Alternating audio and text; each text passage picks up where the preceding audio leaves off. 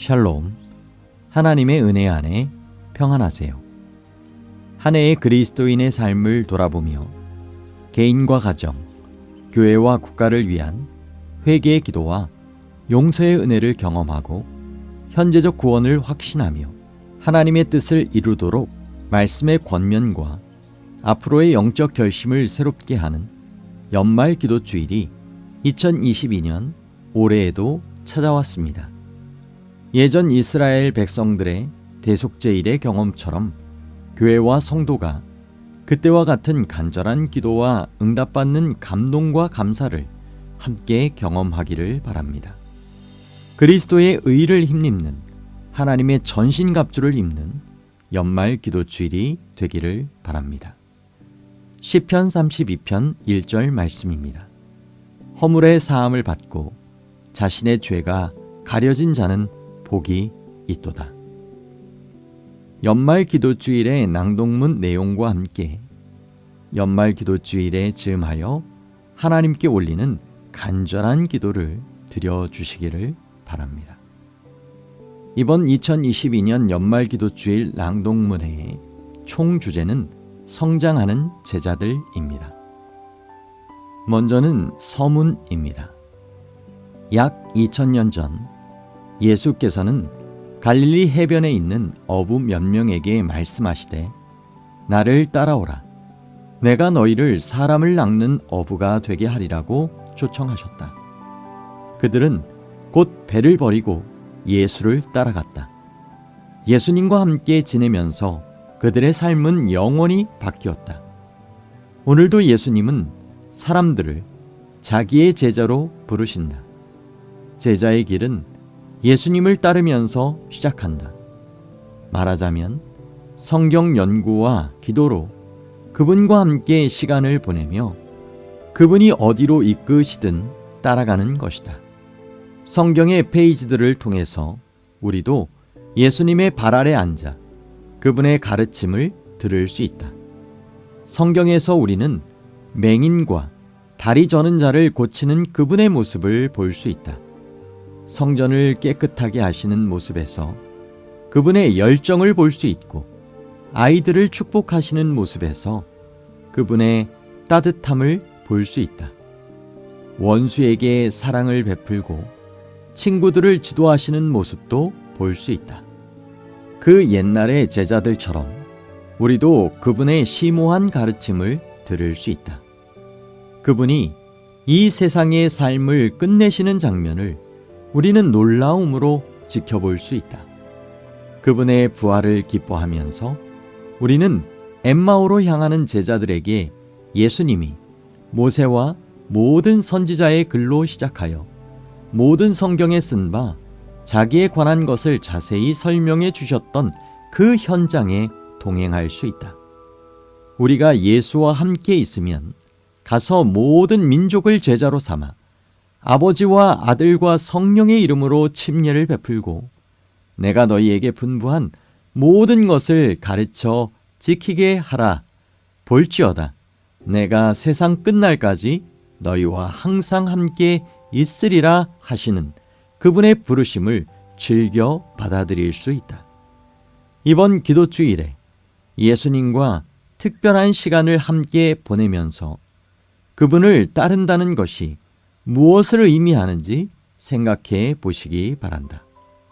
테드 NC 윌슨 제7일 안식일 예수 재림교 대총회장. 첫째 안식일 가서 제자 삼으리라.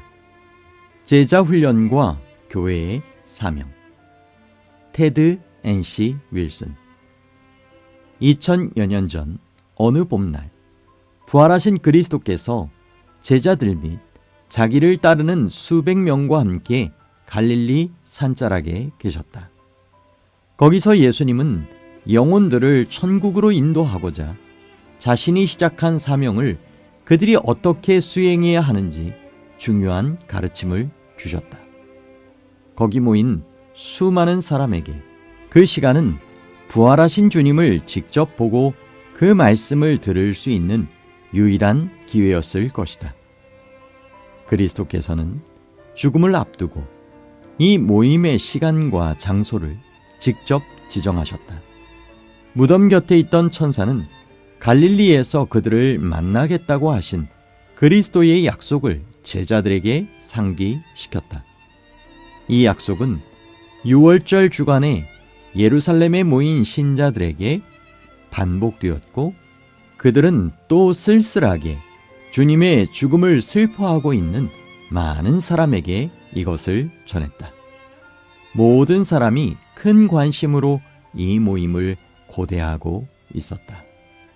그들이 갈릴리 언덕에 있을 때 예수께서 호련히 그들 가운데 나타나셨다. 예수님은 마태복음 28장 18절에서 20절에 기록된 그 유명한 명령을 친히 선포하셨고, 그들은 엄숙한 마음으로 그 말씀을 들었다. 하늘과 땅의 모든 권세를 내게 주셨으니 그러므로 너희는 가서 모든 민족을 제자로 삼아 아버지와 아들과 성령의 이름으로 침례를 베풀고 내가 너희에게 분부한 모든 것을 가르쳐 지키게 하라. 볼지어다 내가 세상 끝날까지 너희와 항상 함께 있으리라. 교회의 선교의 시작. 3년 전쯤 그 갈릴리 언덕에서 또 다른 중요한 사건이 일어났었다. 영감의 글은 우리에게 이렇게 말해준다. 그리스도께서는 자신의 승천 후 지상에서 자신의 사업을 수행할 교회를 조직하고자 그 첫걸음으로 12 제자에게 안수하셨다. 이 안수에 관하여 산으로 올라가 자기가 원하는 사람들을 부르시니 그들이 주께로 나오더라. 주께서 12를 정하셨으니 이는 그들을 자기와 함께 있게 하시고 내보내어 전파하게 하시며 라고 기록되어 있다. 이 12 제자는 날마다 예수님을 따르면서 그분의 가르침을 듣고 그분이 행하시는 것을 보고 그분의 모본을 배우는 특권을 얻었다. 3년 반 동안 제자들은 지금껏 세상에 알려진 가장 위대한 교사에게 교육받았다. 개인적인 교제와 감화로 그리스도는 그들을 자기 사업을 위한 일꾼들로 훈련하셨다. 날마다 그들은 그분과 함께 걷고 대화했다. 그분은 제자들에게 이렇게 하라 저렇게 하라고 명령하지 않고 나를 따르라고 말씀하셨다. 그런 다음 제자들은 그리스도의 증인이 되어 그분에게 보고 들은 것을 세상에 선포한 것이다. 그들은 사람들을 훈련하고 가르쳐서 복음의 기별을 전할 수 있도록 파송해야 했다. 그래서 그들에게 성령의 권능이 임하셨던 것이다. 모든 신자를 위한 부르심. 이제 그 산의 언덕에서 부활하신 그리스도께서는 다시 한번 자기 교회의 지도자로 임명된 자들 뿐 아니라 모든 곳에 있는 신자들에게 복음 사명을 맡기셨다. 그리스도께서는 그들의 시선을 하늘로 이끄셨고 이제 자신은 지상 사업을 모두 마쳤으니 하늘에 계신 아버지께로 돌아갈 것이라고 선언하셨다. 그분은 제자들에게 하늘과 땅의 모든 권세를 주었다고 직접 보증하셨다. 또 제자도라는 렌즈를 통해 성부와 성자와 성령의 이름으로 침례를 주고 내가 너희에게 분부한 모든 것을 가르쳐 지키게 하라며 교회에 대한 사명을 분명히 하셨다. 예수 그리스도의 제자가 되는 것보다 더 높은 부르심은 없다. 다시 말해 모든 참된 제자의 목표는 예수님을 닮는 것이다. 예수님은 산상수훈에서 제자가 그 선생보다 높지 못하나 온전하게 된 자는 그 선생과 같으리라고 말씀하셨다. 제자도에 대한 이 부르심, 즉 교회의 사명은 모든 나라를 아우르는 포괄적이고 광범위한 것이다. 갈릴리 산자락에 앉아있던 수백 명에게는 이것이 깜짝 놀랄 만한 계시였겠지만 예수께서는 이 땅에서 일하실 때 그 복음이 단지 유대인들만을 위한 것이 아님을 이미 보여주셨다. 그분께서는 사마리아인, 로마인, 수로보니게 여인 같은 이방인, 명절에 자기를 찾아왔던 헬라인을 위해서도 사역하셨다. 신성한 사업. 그리스도의 사명을 받은 뒤 제자들은 먼저 가장 가까운 친척, 친구, 이웃에게 전도하며 대상의 범위를 넓혔다. 그 헌신적인 제자 중 한 사람이 도르가라고 알려진 다비다였다. 그 여인은 예수 그리스도의 소중한 제자였다. 가난과 슬픔에 쌓인 사람들에게 친절을 베풀고 열심으로 진리를 전하며 사는 그의 모습은 남다른 눈길을 끌었다. 도르가의 죽음은 큰 손실이었다. 갓 태어난 교회에서 그녀의 숭고한 노력은 필수 불가결한 것이었다. 제자로서 그의 삶이 초대교회의 선교 사역에 매우 큰 역할을 담당했기에 그가 죽었을 때 하나님께서는 사도 베드로를 통해 그를 다시 살리는 기적을 베푸셨다. 교회가 계속해서 성장하자 그리스도의 제자들은 자신의 소명이 얼마나 놀라운 것인지 깨닫기 시작했다.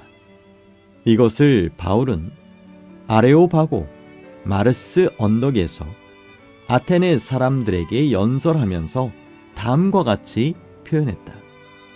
인류의 모든 족속을 한 혈통으로 만드사 온 땅에 살게 하시고 그들의 연대를 정하시며 거주의 경계를 한정하셨으니 이는 사람으로 혹 하나님을 더듬어 찾아 발견하게 하려 하심이로되 그는 우리 각 사람에게서 멀리 계시지 아니하도다. 사도행전 17장 26절에서 27절 말씀.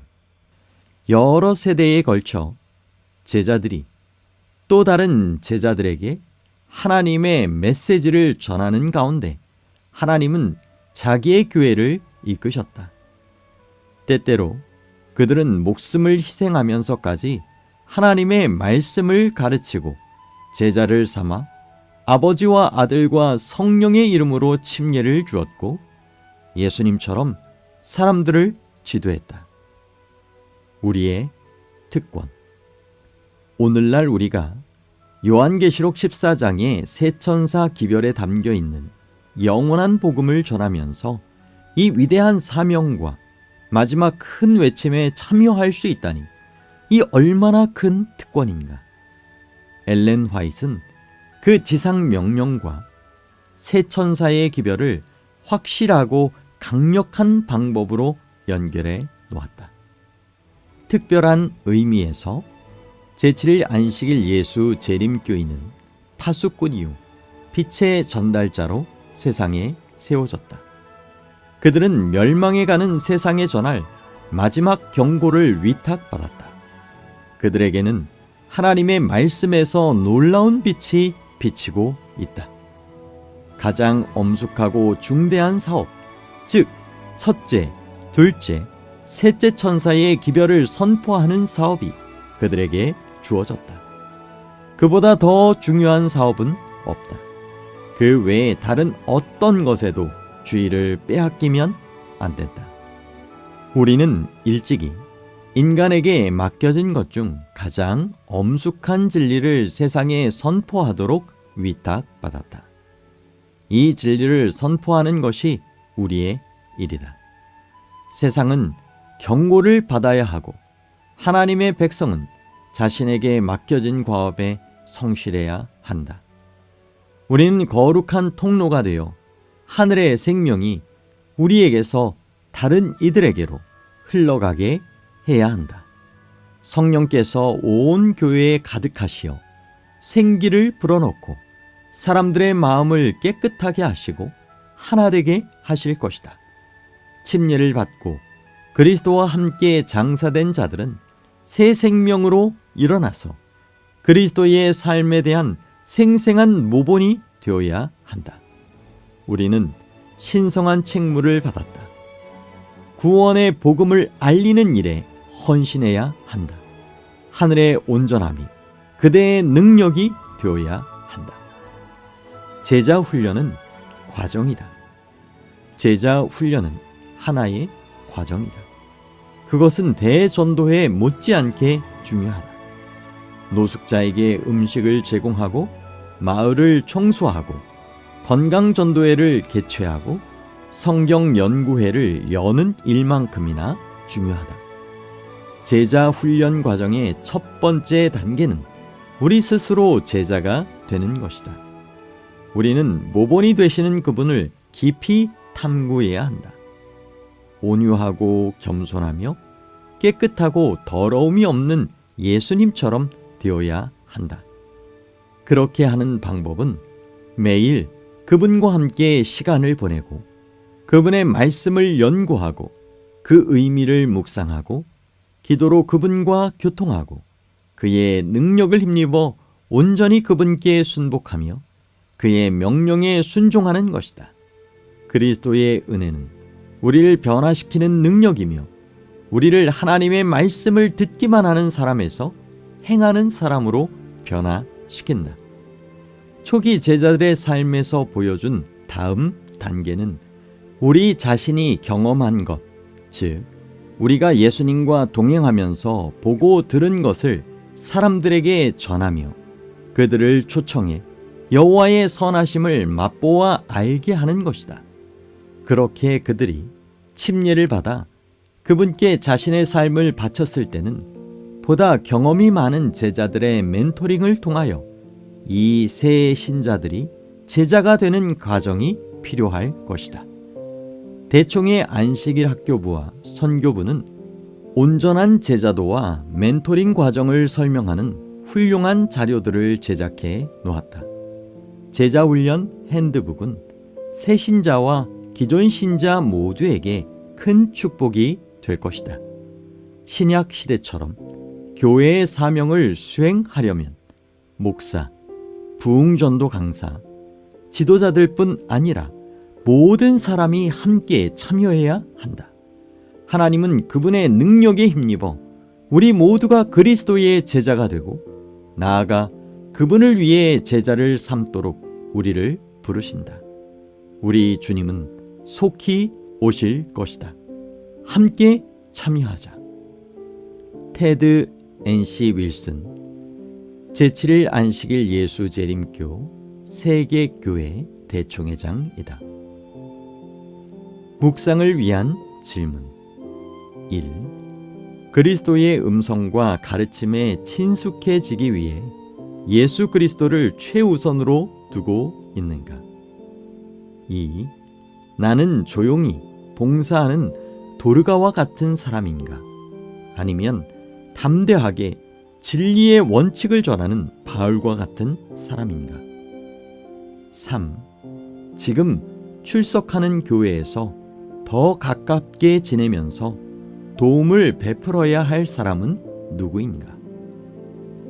이제 반주 음악이 마칠 때까지 묵상을 위한 질문에 대한 답과 간절한 기도의 시간을 가지시게 되기를 바랍니다.